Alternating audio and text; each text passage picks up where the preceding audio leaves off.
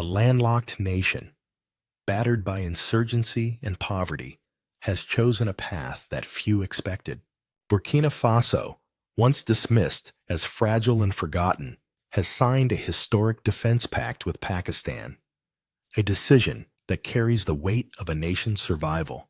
For years, its soldiers fought with outdated rifles, while enemies wielded modern weapons. Villages were burned, families displaced, and dignity stolen. Then came a turning point. A young captain, Ibrahim Traoré, rose not merely to lead, but to rebuild. His choice was bold, to look east, not west. Pakistan, a country with its own history of defiance and resilience, became the partner. Fighter jets, armored tanks, and silent drones are no longer distant dreams. They are tools now promised to the Burkinabe army. But beyond weapons, a greater question lingers. Can this deal plant the seed of sovereignty, or will it deepen the storms already surrounding the Sahel? Do not look away. What comes next may redefine Africa's struggle for dignity. Subscribe and stay with us. The journey is only beginning. Burkina Faso has lived for decades under the shadow of conflict. From the northern deserts to the bustling streets of Ouagadougou, the same story repeats itself. Ambushes by militants, curfews imposed on towns, and families torn apart by displacement. For many, the idea of peace has felt like a distant mirage shimmering on the horizon, but never within reach. The army, once a proud institution, became a symbol of frustration. Soldiers went into battle with weapons older than themselves. Their enemies carried modern rifles, armored trucks, and communication systems far beyond their reach. When Ibrahim Traoré seized leadership, the challenge before him was as heavy as the Sahel sun. How do you defend a nation that has been stripped of its strength? How do you rebuild an army that has lost both confidence and capacity? The young captain did not hesitate. He understood that the battle was not just against armed groups, but against despair itself. The country needed more than courage. It needed technology, training, and a new vision of sovereignty. This is where Pakistan entered the frame, a country thousands of kilometers away, yet one that had carved its own path through decades of conflict and survival. Pakistan was not offering sympathy, nor empty words of solidarity. It was offering partnership, weapons, training, and a chance to stand shoulder to shoulder against common threats. For Traoré, this was not charity. This was not aid. This was sovereignty. At the heart of this pact stands the JF-17 Thunder, known across the world as the People's Fighter Jet. It has challenged the monopoly of expensive Western aircraft, where an F-16 or a Rafale would demand billions of dollars. The JF-17 delivers agility and precision at a fraction of the cost. It is a multi-role aircraft, able to switch from air combat to ground strikes, from border patrol to interception missions. Its radar systems can detect enemy aircraft from afar. Its beyond visual range missiles strike without warning, and its stealth profile allows it to evade detection. For Burkina Faso, the symbolism runs deeper than hardware. This jet represents a leap across centuries of disadvantage. No longer will Burkinabe pilots be confined to outdated equipment.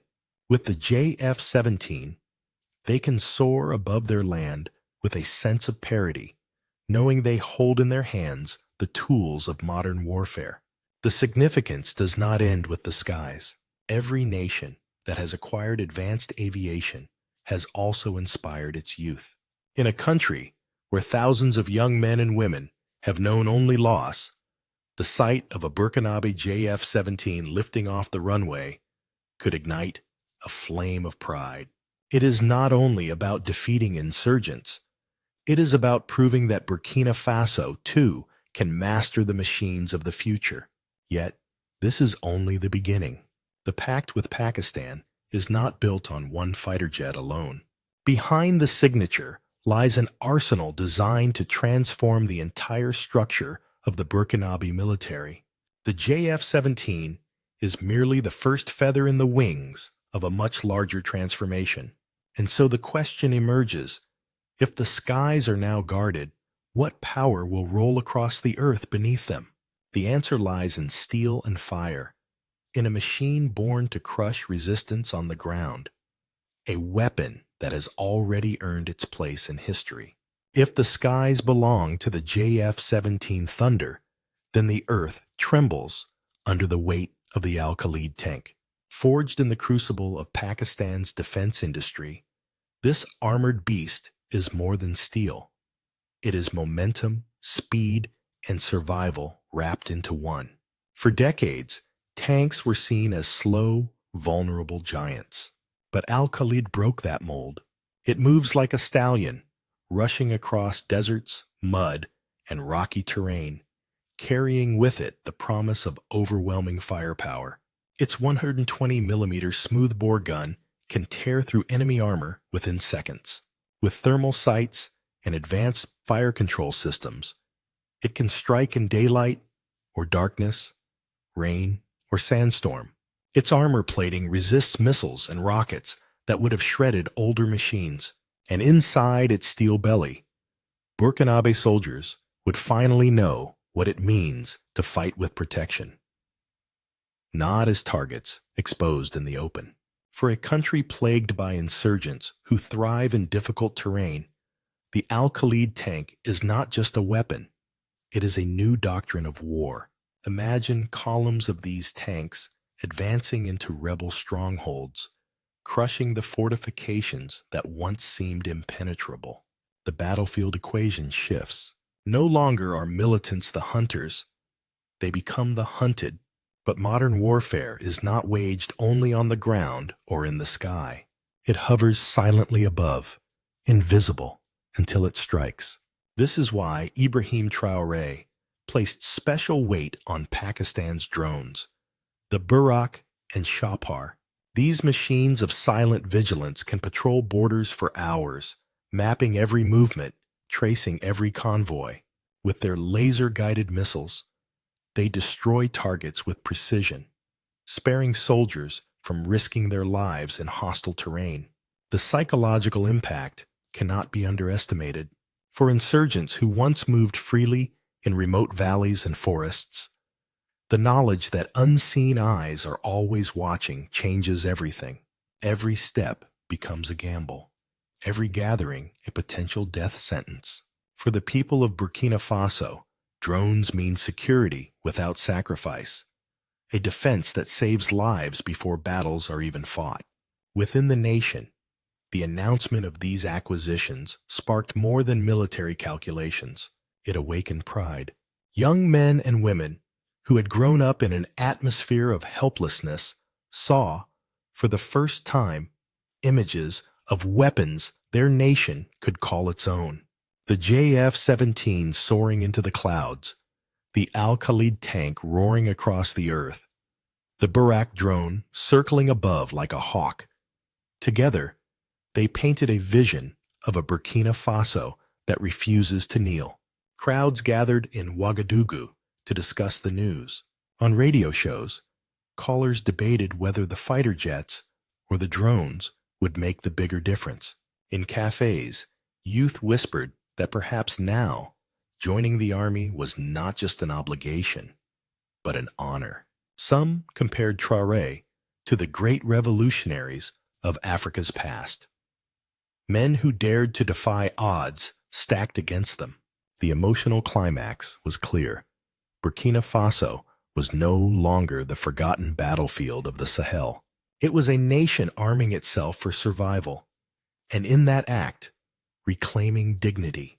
Yet, in the silence that followed celebration, questions lingered. Weapons can secure borders, but can they heal wounds within? Tanks can crush strongholds, but can they rebuild trust in institutions? Fighter jets can dominate skies, but can they feed a hungry child?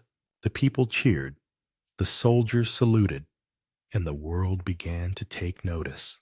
For every action, there is a consequence, and the rise of a stronger Burkina Faso was bound to ripple across politics, society, and the delicate balance of the Sahel. The deal with Pakistan was not only about weapons, it was about reshaping the very fabric of Burkina Faso's society and politics. In the dusty streets of Ouagadougou and the remote villages along the Malian border, people began to speak of something long absent: hope. For years, the word army evoked fear and doubt. Soldiers were underpaid, poorly equipped, and often blamed for failures against insurgents. But now, the sight of new aircraft, tanks, and drones promised a reversal of perception. Young men who once hesitated to join the ranks began queuing at recruitment offices. They no longer saw service as a path to certain death, but as a future of pride. Families who had hidden their sons from conscription started to whisper differently. If the army can protect us, then let our children serve. The military, once fractured, was beginning to rebuild its bond with the people. On the political stage, the implications were equally profound. Ibrahim Traoré had come to power through what the world labeled a coup. Yet this Ibrahim Traoré coup was more than a seizure of the presidency. It was now being reframed as the birth of a new security doctrine. By securing tangible results, Traoré was demonstrating that power seized must be justified by transformation delivered. The economic consequences also reached beyond the barracks. Maintenance of fighter jets and tanks demanded engineers, mechanics, and logistical planners. Contracts for training centers, supply depots, and airstrips created jobs. A new generation of Burkinabe technicians could be trained not only to service foreign machinery, but eventually to innovate locally. For a nation too often trapped in the cycle of exporting raw materials, the defense deal hinted at a different trajectory, one where value was added within its borders. But every coin has two sides. The costs of procurement, training, and maintenance would weigh heavily on an already fragile economy. Questions rose in Parliament and among civil society groups. Would the state spend more on guns than on schools or hospitals? Would this military focus deepen inequalities, if not matched by social investment? Traoré's supporters argued that without security, no development was possible. His critics feared that militarization might entrench power in the hands of the few. In the villages scarred by violence, reactions were mixed. Some celebrated the promise of stronger protection. Others worried that insurgents, feeling cornered, might retaliate more brutally against civilians. History in the Sahel had shown that each escalation of firepower often brought an escalation of suffering before stability could emerge. Yet the symbolism of the pact remained powerful. For the first time in decades, Burkina Faso was not begging for aid, but negotiating as a partner. Instead of importing hand-me-downs from former colonial powers, it was striking a deal of choice. This subtle shift changed how citizens saw themselves. No longer passive recipients of charity, but actors in their destiny.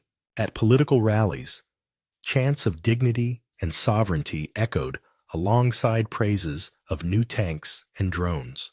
In the capital, murals of fighter jets began to appear, painted by young artists who saw in them metaphors of freedom. The army was becoming not just a defense force, but a cultural symbol of resilience. Still, under the surface, uncertainty brewed. Could these weapons really deliver peace, or would they simply buy time?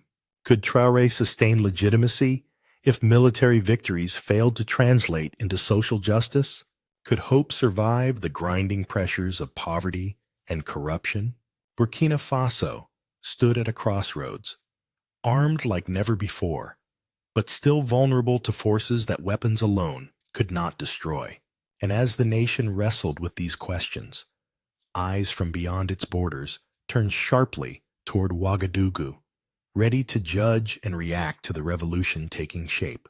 When news of the Burkina Faso-Pakistan Defense Pact reached foreign capitals, the ripples were immediate.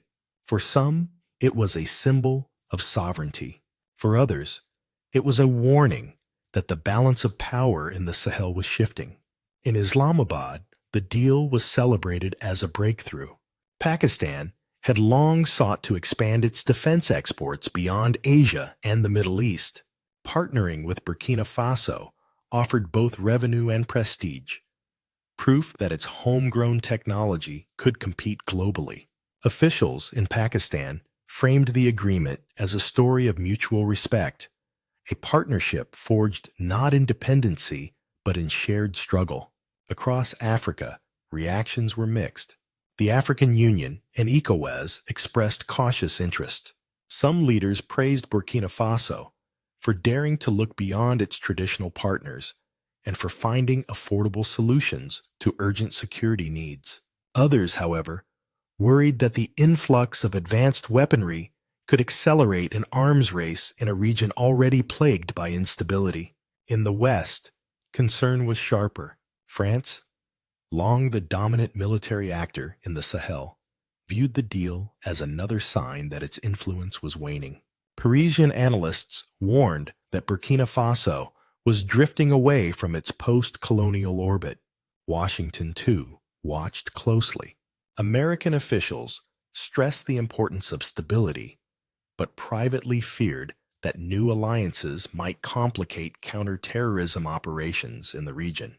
European Union diplomats voiced unease over transparency, financing, and long-term sustainability.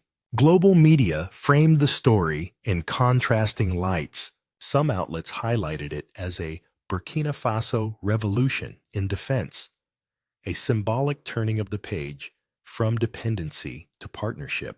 Others cast doubt, suggesting the pact might entangle Burkina Faso in debts and obligations it could not manage. The narrative was as contested abroad as it was inspiring at home. For the Burkinabe people, however, what mattered most was perception. Seeing their nation on the world stage, negotiating as an equal with a distant power, was itself revolutionary.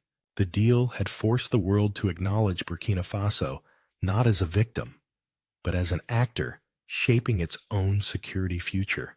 Yet, even as allies and critics debated, a deeper question emerged. Would this bold step mark the dawn of a new African confidence, or would it ignite challenges that Burkina Faso was not yet prepared to face? The Defense Pact with Pakistan has already reshaped how Burkina Faso sees itself and how the world sees it, but the road ahead remains uncertain, paved with both promise and peril.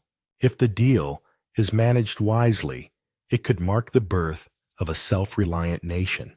Stronger defenses would buy time for schools to reopen, markets to flourish, and displaced families to return home. Training with Pakistani experts could equip a new generation of Burkinabe officers and engineers, men and women able to maintain advanced systems and pass on their skills. Over time, a cycle of knowledge could take root, turning dependency into capacity. There is also the possibility of regional leadership. By investing in modern defense while asserting independence from traditional powers, Burkina Faso could inspire neighbors across West Africa. If one small landlocked nation can forge its own path, what stops the rest? The pact could become a symbol of dignity, not only for Burkina Faso, but for an entire continent yearning to shake free from old patterns of aid and control. But the risks are equally real. Advanced weaponry is costly to sustain, and without stable revenues, maintenance could drain public finances. If promises of security are not matched by progress in governance, education, and healthcare, the very people who now cheer may grow disillusioned. Insurgents, threatened by the show of force, may escalate attacks, targeting civilians to undermine confidence.